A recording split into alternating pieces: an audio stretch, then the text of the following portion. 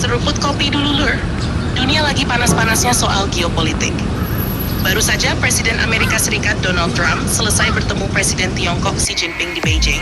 Sekarang, giliran Presiden Rusia Vladimir Putin dijadwalkan datang ke Tiongkok atas undangan langsung Xi Jinping.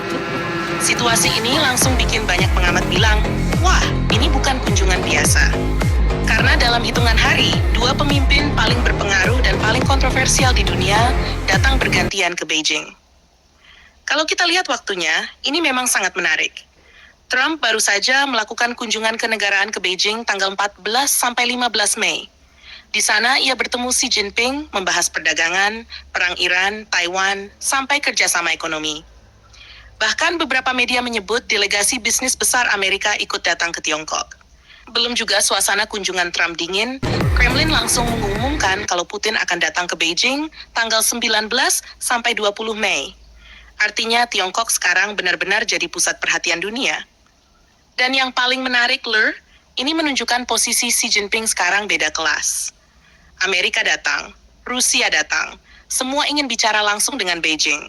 Karena dunia mulai sadar bahwa Tiongkok sekarang bukan cuma kekuatan ekonomi, tapi juga pemain utama dalam diplomasi global dan keseimbangan militer dunia. Bahkan ada yang bilang, Beijing sekarang menjadi meja utama geopolitik dunia. Mau bicara perang Iran, Ukraina, perdagangan global, Taiwan, sampai teknologi AI, semuanya ujung-ujungnya harus bicara dengan Tiongkok.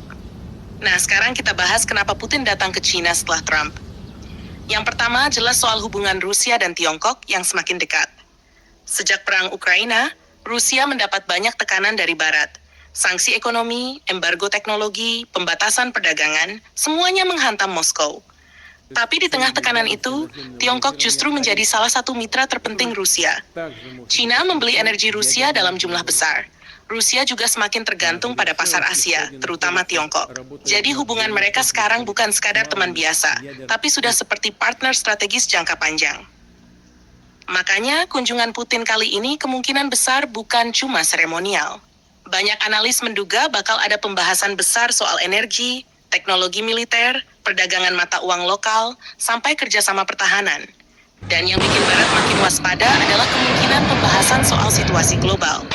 Karena saat Trump datang ke Beijing, salah satu isu utamanya adalah perang Iran dan ketegangan di Timur Tengah. Amerika jelas ingin Tiongkok tidak terlalu mendukung Iran maupun Rusia. Tapi setelah Trump pulang, sekarang Putin datang. Ini seperti memperlihatkan bahwa Xi Jinping ingin menjaga keseimbangan. Amerika dia terima, Rusia juga dia terima, dan China tetap berdiri sebagai kekuatan yang bisa bicara dengan semua pihak. Di sisi lain, ini juga jadi sinyal bahwa Rusia dan China tidak mau dipisahkan oleh tekanan Barat.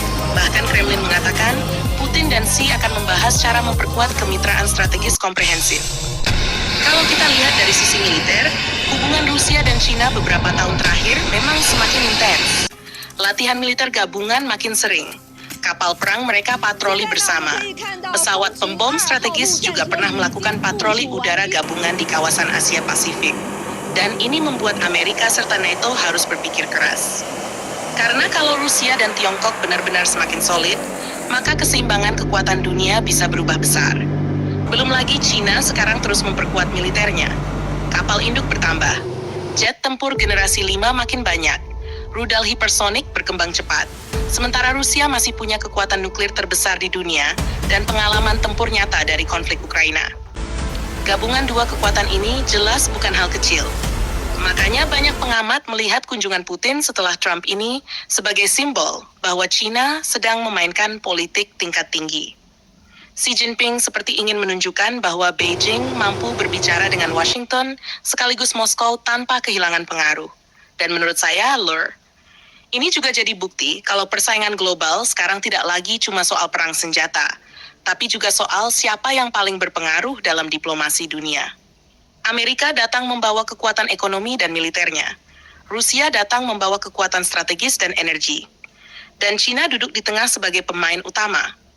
Situasi seperti ini jarang terjadi dalam sejarah modern, karena biasanya negara-negara besar saling menjauh. Tapi sekarang semua malah datang ke Beijing dalam waktu berdekatan. Banyak yang menduga ke depan dunia akan makin terbagi menjadi beberapa blok besar.